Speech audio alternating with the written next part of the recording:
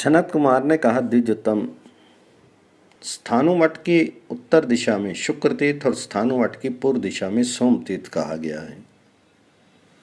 स्थाणुमठ के दक्षिण दक्ष तीर्थ एवं स्थाणुमठ के पश्चिम में स्कंद तीर्थ स्थित है। इन परम पावन तीर्थों के बीच में स्थाणु नाम का तीर्थ है। उसका दर्शन करने मात्र से मोक्ष की प्राप्ति होती है। जो मनुष्य अष्टमी और चतुर्दशी को इनकी प्रदक्षिणा करता है वह एक एक पग पर यज्ञ करने का फल प्राप्त करता है, इसमें कोई संदेह नहीं। मुनियों, सांध्यों, आदित्यों, वसुओं, मर्तों एवं अग्नियों ने इन तीर्थों का यत्न पूर्वक सेवन किया है। जो भी अन्य कोई प्राणी उस उत्तम स्थानु तीर्थ में प्रवेश करते हैं वे भी सभी पापों से मुक्त होकर परम गति को प्राप्त करते हैं। उसी के निकट त्रिशूल धारण करने वाले देव भगवान शंकर का लिंग है। उमा देवी वहां पर लिंग रूप में रहने वाले शंकर जी के पास में ही रहती हैं। वे उनकी बगल से अलग नहीं होती। उस लिंग के दर्शन करने मात्र से मनुष्य सिद्धि को प्राप्त कर लेता है। वट के उत्तरी भाग में महात्मा तक्षक ने सभी कामनाओं को सिद्ध करने वाले महालिंग को प्रतिष्ठित किया है। वट की पूर्व दिशा की और विश्वकर्मा के द्वारा निर्मित किया गया महान लिंग है। पश्चिम की ओर रहने वाले लिंग का दर्शन कर मानव को सिद्धि प्राप्त होती है। वहीं पर देवी षष्ठी लिंग रूप से स्थित है। मनुष्य उन्हें श्रद्धा विधि पूर्वक प्रणाम करके बुद्धि एवं तीव्र मेधा प्राप्त करता है। वट की बगल में ब्रह्मा के द्वारा प्रतिष्ठित बटेश्वर लिंग का दर्शन करके मनुष्य परम पद को प्राप्त करता है। तत्पश्चात जिसने स्थाणुमठ का दर्शन और प्रदक्षिणा कर ली उसकी वह मानो सातों द्वीप वाली पृथ्वी की ही प्रदक्षिणा हो जाती है। स्थानु की पश्चिम दिशा की और नकुलीश नाम के गण स्थित हैं। विधि पूर्वक उनकी पूजा करने वाला मनुष्य सभी प्रकार के पापों से छूट जाता है। उनको दक्षिण दिशा में रुद्रकर तीर्थ है।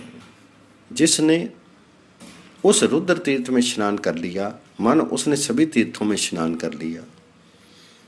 उसकी उत्तर दिशा की ओर महात्मा रावण ने गोकर्ण नाम का प्रसिद्ध महालिंग स्थापित किया है।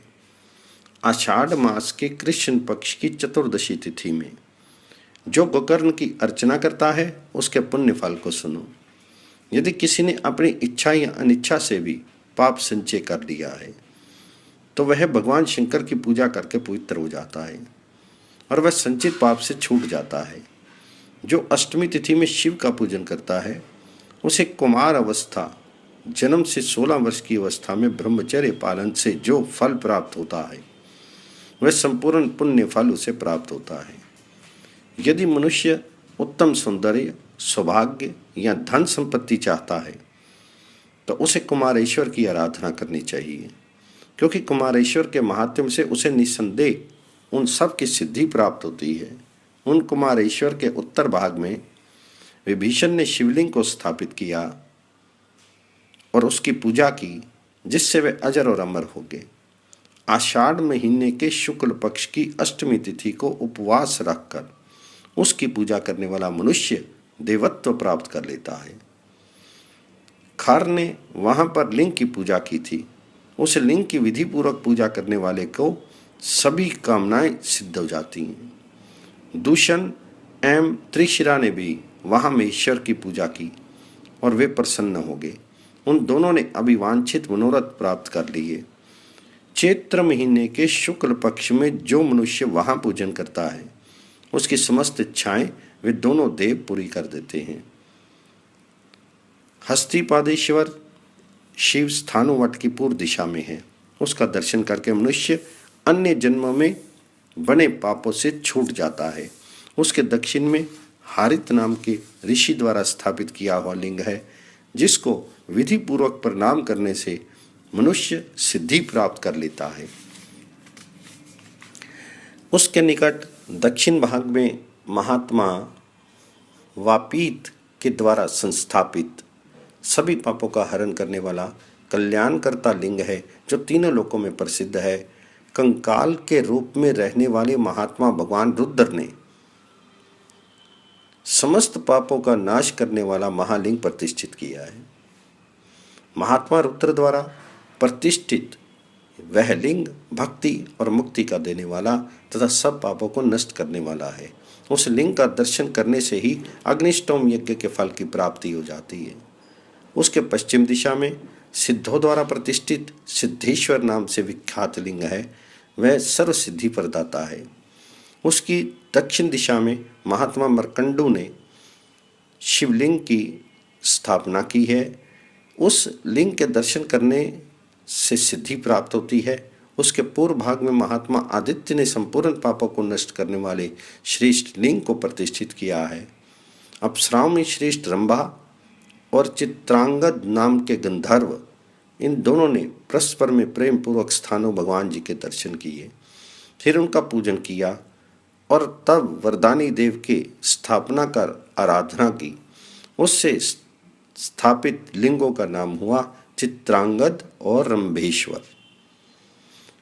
चित्रांगदेश्वर एवं रंभेश्वर का दर्शन करके मनुष्य सुंदर और दर्शनीय अर्थात रूप वाला हो जाता है एवं सतकुल में जन्म ग्रहण करता है। उसके दक्षिण भाग में इंद्र ने प्राचीन काल में लिंग की स्थापना की थी। इंद्र द्वारा प्रतिष्ठित लिंग के प्रसाद से मनुष्य मनवांछित फल प्राप्त कर लेता है। उसी प्रकार पराशर मुनि ने शंकर की आराधना की और भगवान शंकर के दर्शन से उत्कृष्ट कवित्व को प्राप्त किया। वेद व्यास मुनि ने परमेश्वर शंकर की आराधना की और उनकी कृपा से सर्वज्ञता तथा ब्रह्म ज्ञान प्राप्त किया। स्थानों के पश्चिम भाग में जगत के प्राण स्वरूप जगत प्राण वायु ने महालिंग को प्रतिष्ठित किया है, जो दर्शन मात्र से ही पाप का विनाश कर देता है। उसके भी दक्षिण भाग में हिमवतेश्वर लिंग प्रतिष्ठित है। पुण्य आत्माओं ने उसे प्रतिष्ठित किया है। उसका दर्शन सिद्धि देने वाला है। उसके पश्चिम भाग में कार्तवीर ने एक लिंग की स्थापना की है। वह लिंग पाप का तत्काल हरण करने वाला है। इसके दर्शन करने से पुण्य की प्राप्ति होती है। उसके भी उत्तर की ओर बिल्कुल निकट स्थान में एक लिंग की स्थापना हुई है।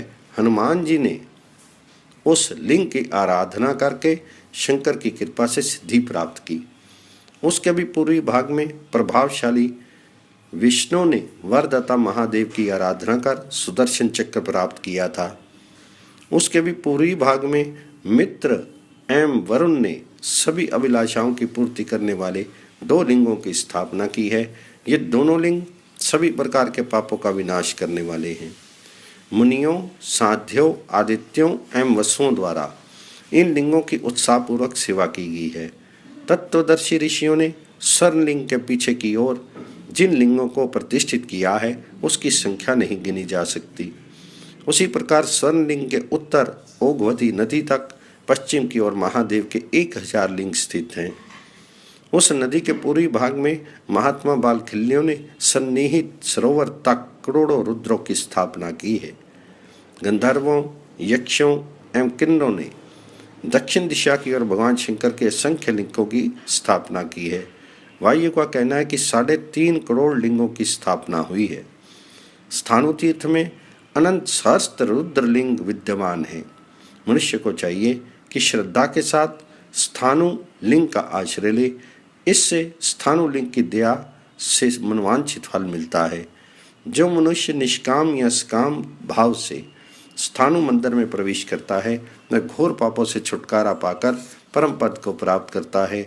जब चैत्र महीने की त्रयोदशी तिथि में दिव्य नक्षत्रों का योग हुआ और उसमें शुक्र, सूर्य, चंद्रमा का शुभ संयोग हुआ, तब अति पवित्र शुभ दिन में जगत का धारण और पोषण करने वाले ब्रह्मा ने स्थाणु लिंग को प्रतिष्ठित किया।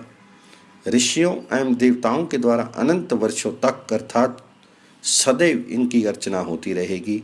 जो मनुष्य उस समय निराहार रहते हुए व्रत करके श्रद्धा से शिव की पूजा करते हैं वे परम पद को प्राप्त करते हैं।